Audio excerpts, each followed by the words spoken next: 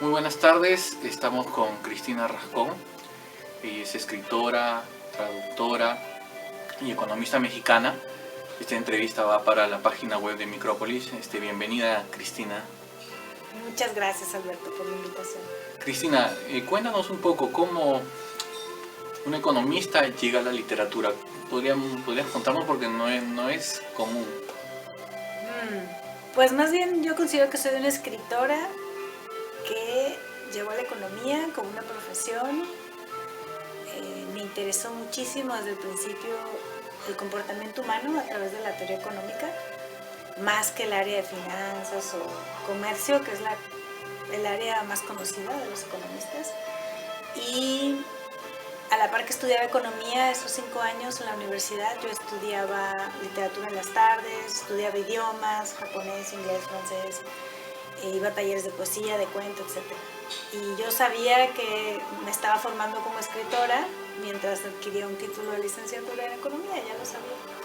Y cuando terminé esa licenciatura me voy a una maestría en política pública desde un enfoque economista.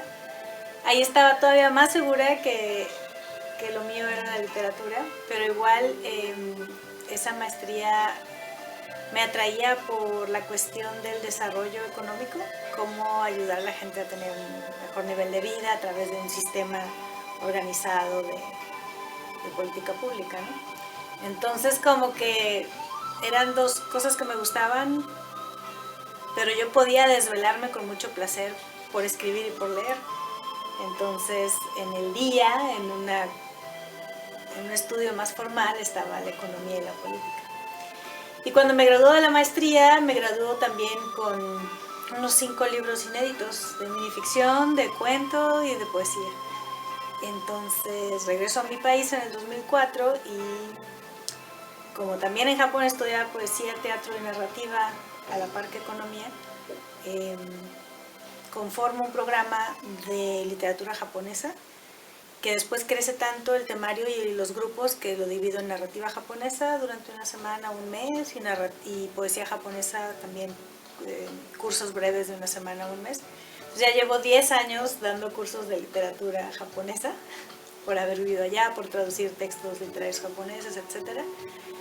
Y nunca he dejado de escribir y nunca he dejado de publicar y de dar lecturas. Y de pronto, 10 años después de toda esa aventura, pues ya tengo como unos 10 libros publicados. El que presenté aquí en Lima es el primer libro de minificción que publico, El sonido de las hojas, y lo escribí entre 1999 y 2014. Y me gustó lo que tú dijiste de que había una economía de palabras. Obviamente en la minificción puede haber cuentos de 0 palabras, de 2, de 3, y me atrae de este género de la minificción que hay una administración de la escasez, ¿no? Que también los economistas harían. Yo siempre menciono, ¿no? Sí. Que un microficcionista es un economista de la palabra. Siempre lo repito y digo que no te puede faltar ni sobrar palabras en un texto, ¿no? Y en el caso de la minificción es así. Entonces, digamos que curiosamente este libro de minificción, bueno, vas a tener que aplicar, ¿no? Literalmente hablando de la economía de las palabras. Ahora, tú llegas a la minificción por el tema del haiku, como has estado traduciendo, bueno, eres un investigador del haiku, ¿llegas por ese camino a la minificción o no? No llego por ahí, pero se alimenta. Es muy cercano, ¿verdad? Sí, se alimenta, se relaciona, sí hay una conexión. Pero yo llegué a la minificción por la revista El Cuento del Mundo Valadez. Por los 90 yo empecé a adquirir esta revista, números viejos, ¿no? Etcétera, y de esas lecturas comencé a incentivarme, a llenarme de ese tipo de energía y empecé a escribir microrelato. Empiezo a escribir haiku también en ese tiempo, pero en la Ciudad de México, en el claustro de Sor Juana, llevé un curso de creación literaria. Y me llamó la atención, yo ya estaba estudiando japonés, yo ya había vivido en Japón y dije, claro, el haiku. Entonces cuando regreso a Japón, en el 2004, sí me enfoco a tomar algunos cursos. Sigo escribiendo minificción y yo creo que hasta unos años después empiezo a ver la verdadera relación dramática, por decirlo así, los juegos del elipsis, un final contundente, que el lector reconstruya la imagen o el hecho, ¿no? Con lo que no está escrito. Entonces, claro, que a veces el lector lo complementa, ¿no? sí, y empecé a relacionar todavía más haiku y microrelato. Y bueno, escribí... Son 45 microrelatos, ¿verdad? Sí, sí, creo que van a ser más, pero sí. Es muy curioso porque no es que me dedicara solo a ese libro de microrelatos, sino que escribía un haiku y al otro de un microrelato y al otro de un relato. Era así como... Dejaba fluir las ideas en distintos géneros, pero al cabo de 10 años veo que hay un libro de solo microrelatos, que no eran 45, serían unos 60, pero dejo los mejores, los menos peores. Y luego tengo un libro de verso libre y tengo un libro de haiku. Los haikus son, creo, 98. Hay 4 libros de cuentos. O sea, de pronto empiezo a ver que los ejercicios diarios de escritura fueron conformando distintos libros, cada libro con una unidad de forma y de tema que no fueron planeados antes de escribir. Y otra cosa curiosa, ¿por qué el libro se presentó en México o primera vez que se presenta oficialmente, digamos, aquí en Perú? Sí, primero lo presentamos aquí. Es que en realidad vamos a hacer la presentación, así el lanzamiento oficial, como dice Héctor Vaca, el editor, será en septiembre de este año 2014. Pero como se prestó la oportunidad de que yo venía a Lima y que la Feria Internacional del Libro me estaba ofreciendo un espacio, dije, bueno, ya prácticamente el libro ya está listo, se puede vender en línea. Es un libro electrónico. A mí me fascina ese tipo de mercado, de espacio, de expresión. Y va a haber una versión impresa, pero dicha versión impresa hasta septiembre, 1500 ejemplares. Qué bueno, y vamos a hablar también, ¿no? Que la editorial es Cuadribio, ¿verdad? Sí, Editorial Cuadribio. Editorial Cuadribio de México y que, bueno, ha apostado por tu libro, y interesante porque es curioso, como te decía, no siempre los escritores presentan su libro fuera del país, ¿no? Es algo curioso y en este caso se dio aquí en la FIL de este año de Lima y bueno, estos 45 microrelatos que lo denominas el sonido de las hojas, yo también siento que tú transmites una propia voz, ¿no? Como que claro, tú quieres mostrar desde tu punto de vista cada microrelato, eso es lo que uno siente cuando lee. Sí, sí hay mucho de eso.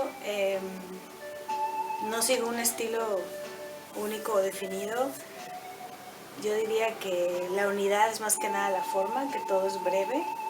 Hay temas eróticos, hay temas de cuestiones sobrenaturales o fantásticas. También hay como cierta crítica social y hay también como una mirada muy observadora sobre, como lo escribí en 10, 15 años, sobre la evolución de la relación de la tecnología con el escritor. No llegó al Twitter, no llegó al Facebook. Cuando escribí este libro, estamos hablando fines del siglo XX, inicios del XXI, apenas comenzábamos con las redes. Con las redes, sí. Es más, no había redes sociales, había escasa internet, pero... La única red era el Mirk, me acuerdo, que era como un messenger muy prehistórico. Ah, ok, yo algo entré de un foro negro con letras verdes, me acuerdo. Claro, ese. Subí poemas ahí. Entonces, bueno, también como que el escritor que empieza a relacionarse con la pantalla, con el mouse, con el disco duro, o sea, es esa etapa en que apenas nos integrábamos. Yo escribí mis primeros cuentos a máquina, no en computadora. Entonces, para mí, esa transición de los 90s a los 2000s está presente también en ese libro. Claro, eso es cierto, ¿no? Igual las personas que han tenido la oportunidad de mandar un telegrama...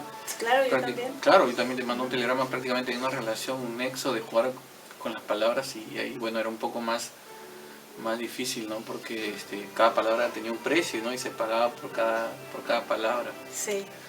Y dime, ¿tienes influencias? En el microrelato tienes algunos escritores que han influido mucho en tu escritura o de repente son referencias para ti. Yo creo que sí. Recuerdo mucho que leía a María Shoah en esa época. Algunos de Guillermo Samperio. ¿Qué te diré? Los libros de teoría de Lauro Zavala.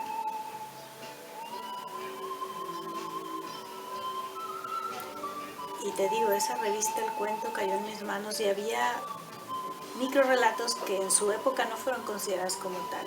Había textos de Hemingway, textos de Rulfo, ¿no? Textos de Baudelaire. Entonces también hay, dentro del origen del microrelato, cuando todavía no se definen todos estos términos y teorías, había abismos al poema en prosa, ¿no? Al aforismo, a la estampa. Entonces también tengo esa mirada, ¿no? Que no caer tanto a veces en lo más estricto, sino en lo más evocativo. ¿Y ahora lo más próximo es otro libro de minificción o quizás estás trabajando otro libro de relatos? Pues está por salir un libro de cuentos, de relatos, con Nitro Press, otra editorial independiente mexicana, y un libro de haiku también. Un libro de haiku ya propio, ¿no? Una traducción. Sí, eso es de mi autoría. Está por salir, hay dos editoriales interesadas, estamos viendo cuál de las dos. Y claro, una novela que voy a terminar este año, también hay una editorial muy interesada. Y ahora que hablas de la literatura japonesa y has vivido, ¿verdad? 5 años en Japón, ¿verdad? 5 años. 5 años en Japón. En Osaka. Dime, ¿hay algo similar al microrelato en ese país? Fíjate que me lo han preguntado algunas veces. No he detectado una prosa así mínima, corta, contundente, que tenga así secretos a revelar al final, etcétera. No. Hay un libro que se llama Historias en la palma de una mano, de Yasunari Kawabata. Son relatos breves, pero de una cuartilla y media, pueden ser 2, 3 cuartillas, no pasa de ahí, y son estampas oníricas. Yo más bien diría que es prosa poética, y él se basó en sueños que tuvo. Pero sí te da el perfil de un personaje, un hecho narrado, etcétera, desde ese universo de los sueños, ¿no? Pero no, el género del relato como tal no se maneja mucho. Lo que sí hay es el haiku, que aunque se le llame poema, para mí el haiku está entre la minificción y la poesía. No busca la rima,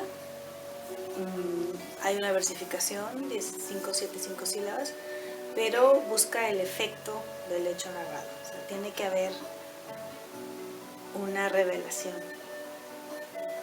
más, sí, como del cosmos, de la naturaleza, etc. Y hay otro género que se llama Senryu, que también es 575, pero es sobre la dinámica social o la crítica a la sociedad o manifestaciones de humor negro. Un contexto más social. Sí, más del ser humano. Ese es el Senryu. Igual, maneja un efecto y la misma brevedad. Hay una imagen, pero puede ser no sentimiento, pero sí una opinión en forma de imagen. Mira qué interesante. ¿Y de tu libro tienes algún texto que sea de tu preferencia, que te guste mucho? En el libro El sonido de las hojas. El sonido de las hojas. Uy, ¿qué te diré? No tanto que tenga un preferido, pero me llama la atención que en estos 15 años quizá escribí 80 y al final quedan solo 45 o 50. Entonces cada año o cada 5 años que yo decía, esto podría ser un libro, pues quitaba 10, ¿no? Y permanecían 10. O al siguiente año quizá quitaba 5 y permanecían 20 y así. Y los resistentes me llamaron la atención. De los primeros cuentos que fueron resistiendo, no solo mi mirada, sino también la de editores o amigos escritores, y que me decían, sí, ese sí, déjalo. Como el que les gustó en la presentación aquí, que primero comenté, bueno, Ronnie Vázquez, que presentó el libro, ¿tienes alguna sugerencia de lectura? Y él me dijo, sí, el de la mariposa. Entonces leí el texto, que se llama Novia de lejos, y dice, la distancia pesa tanto como un libro sobre una mariposa muerta. Claro. Y ese texto les gustó mucho a los asistentes, luego me lo comentaron, y ese texto lo produje en una de esas computadoras enormes, ¿no? Que parecían una maleta, la pantalla, en negro con letras verdes, lo imprimí así en esas, ¿no? Es viejito, del 99 por allá. Claro. Y ha resistido, y se queda, y hubo variaciones, claro, hubo correcciones. Y fue muy interesante ver que de pronto ya es, ahora sí, una mariposa ahí libre volando. A lo mejor es el espectro de esa mariposa muerta. Sí. ¿Y te animas a leer algunos microrelatos de tu libro que está en ebook para las personas que deseen adquirirlo? Bueno, lo encuentran en cuadribio.com y ahí lo pueden tranquilamente descargar. Está en un formato de pub. Sí, en realidad es muy barato porque la editorial es independiente y está interesada en que el mercado del libro electrónico sea también un espacio de expresión y que mucha gente pueda accesarlo.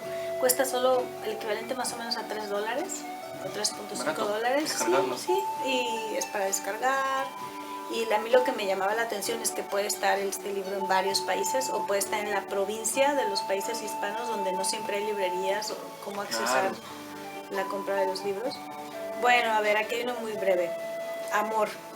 Con la palabra Roma no hay que jugar al golem. Accidente. Tenía que moverme. Asomé a las vías y noté una figura delgada. Me forcé a avanzar con el miedo adentro, raspando el borde en el precipicio. Era tarde. El tiempo se había ido a mi pesar y alcancé a ver que el rostro de allá abajo era aquel que yo ya no llevaba puesto. Hay un microrelato, Tiempos Viajeros. ¿Tiempos mejores? Tiempos mejores, ¿verdad? Habla sobre una habitación 216. Sí. Y bueno, como comprenderás, aquí hay un tema, hay una antología que publica la editorial Tazor, que es 201, y habla sobre la habitación maldita. Es una habitación que le ha hecho famosa el escritor español David Rodas. Ajá. Y bueno, y es curioso, ahora tú tienes una habitación 216. Casi 201, habitación 216. Sí, este es el más largo de todos los relatos incluidos en el libro. Lo incluí al final porque me dijo el editor, ¿sabes qué? Nos hacen falta 2 textos para compaginar bien el libro. Y yo pensando, bueno, los voy a crear nuevos. Y es algo basado en algo que me sucedió realmente. A ver si te vas a leer la 216. A ver, Tiempos mejores. Somos los Zetas, la andamos buscando. Usted tiene esos papeles. En mi cuarto de hotel suena el teléfono. Contesto. ¿Es el cuarto 216? Sí, es. Me explican que vienen por mí, que me cambiarán de hotel, que no me resista, que por ser una dama, que quieren respetarme, que me calle, que no cuelgue. Usted no me está entendiendo. Habla el comandante en jefe y vamos a ir por usted. Vuelvo a colgar. Tocan a la puerta. Tiemblo. No conocen mi rostro, apenas si mi voz. Suena el teléfono. Levanto el auricular. Guardo silencio. Bueno, somos los... Sí, somos los Zetas, lo andamos buscando, tiene los papeles. No me esté chingando. No sabe con quién está hablando. Abra la puerta, no la voy a abrir. Me recuesto, suena el celular. ¿Está en el 216? Respondo que sí. Disculpe, se nos confundió el nuevo. Bola de imbéciles. Escucho pasos que se van. Un tiro, 2, el remate. Tiro el celular por la ventana. Enciendo otro. Bajo con cara de asustada y me quejo en recepción con los otros clientes. Sí, esto es algo muy común en México, que te están llamando y te quieren amedrentar. Muchas veces ni siquiera es verdad que perteneces a algún grupo de crimen organizado, ni siquiera es verdad que te están observando. Es algo que de veras está sucediendo mucho en casas, hoteles, celulares privados, personales. Y algunas personas caen. Presas de pánico, siguen las instrucciones que generalmente es ir a depositar dinero a una cuenta. Sucedió eso. Sí, a una cuenta y ya te liberas según esto. Entonces a mí me pasó y claro, pues muy nerviosa, no esperaba esa llamada en el hotel. Y cuando empecé a escribir el cuento, lo que hace la literatura, ¿no? O sea, en vez de ser víctima me convertí o al menos el yo narrador se convirtió en victimario, en el autor intelectual de toda esa jugarreta, ¿no? Y eso en cierta forma estuvo durmiendo ahí varios meses. Así que les agradezco el cuento, el susto y el cuento. Sí. Bueno, ya también para quizá otra colección, otra antología con el 216. Sí, o a lo mejor lo que conversábamos, puedo ya dentro de ese contexto plantear un nuevo microrelato para la famosa habitación 201 que tiene compilado. Bueno, los compiladores son Pepe Donaire y David Rodas. Y dime, ¿y cómo ha sido tu estadía acá en Lima? Cuéntanos un poco. Genial, ha sido genial, me ha gustado muchísimo conocer a otros escritores como tú, como Ronnie, me ha gustado como que ya tenía toda esa idea de la presencia indígena y el sincretismo acá, pero llegar a sentir esa similitud entre México y Perú. Es bárbaro, ¿no? ¿Verdad? Sí, es muy, muy similar, a la vez, claro, tiene sus diferencias, y es como vivir las otras posibilidades, ¿no? Del devenir de la conquista y... Conquistado esas, de la misma manera, ¿no? Sí, y esas tradiciones que resisten, claro. Ahora sí que no 10, 15 años, sino claro. 500, que tienes la... Son dos culturas muy fuertes. Claro, ¿no? Pero ¿cómo puede resistir toda la idiosincrasia, la creencia, la visión, la relación con la naturaleza, todo la eso? La cosmovisión, sí, todo sí, sí, eso. Exacto. La forma de comportarse. Yo estoy segura que hasta el lenguaje corporal, en cierta forma, la venimos arrastrando desde la época precolombina. Todo está ahí. La gastronomía, ¿qué tal? Ah, delicioso. Los nombres de las comidas son diferentes, pero algunas coinciden, también me llama la atención. Como, sí, culantro, cilantro, frijol, no sé. Pero sí, ha sido toda una experiencia. Y de lo que más me gustó fue visitar las pirámides en el centro de Lima. Un poco como las de Egipto, que también están dentro de un poblado. Esta pirámide trunca del Guayamarca, que sí. Está acá en San Isidro, ¿verdad? Y también Puyana. Puyana, Huaca Puyana, sí. Que está en Miraflores. Sí, y ahí sentí cómo podían convivir pasado y presente, pero también 2 o 3 culturas a la vez, ¿no? Claro. Luego tienes el centro histórico que también es muy similar, ¿no? Sí, sí. Muy colonial. Europeo, sí. Y eso, sentir que había, o que hay, estos espíritus de las pirámides, de las huacas, lugares sagrados, todavía por aquí. Algo de eso voy a escribir. Qué bueno. Sí. Espero que no sea tu última visita, ¿no? No, esperemos que no. Surgió una buena propuesta ahí con el Instituto Peruano-Japonés. ¿Verdad? ¿Dictaste una conferencia? No, en la presentación de mis libros en la Feria del Libro, platicamos un poco y quizá después regrese algo relacionado con la cultura japonesa. Ah, mira, qué interesante. Sí, acá tenemos muchos escritores, Niseis, descendientes que han dejado acá su escritura ahí, Watanabe, hay varios, Matayoshi. O sea, sería no quiero dejar de mencionar a uno, pero sí, también hay muchos escritores descendientes de japoneses que han enriquecido nuestra literatura. Sí. Y qué importante. Bueno, Cristina, muchas gracias. De verdad que ha sido provechosa tu visita aquí a Perú. Ojalá que no sea la última vez, como te repito. Que así sea por los haikus, por los microrelatos, que siempre te des una vuelta. Y bueno, la literatura sirve para eso, para hermanar, ¿no? Para hermanar pueblos, conocernos un poco más. Sí. Y gracias por la entrevista. No, gracias a ti. Me has tratado súper bien. He conocido mucho de tu país gracias a nuestras conversaciones, las sugerencias que me hiciste de conocer Lima.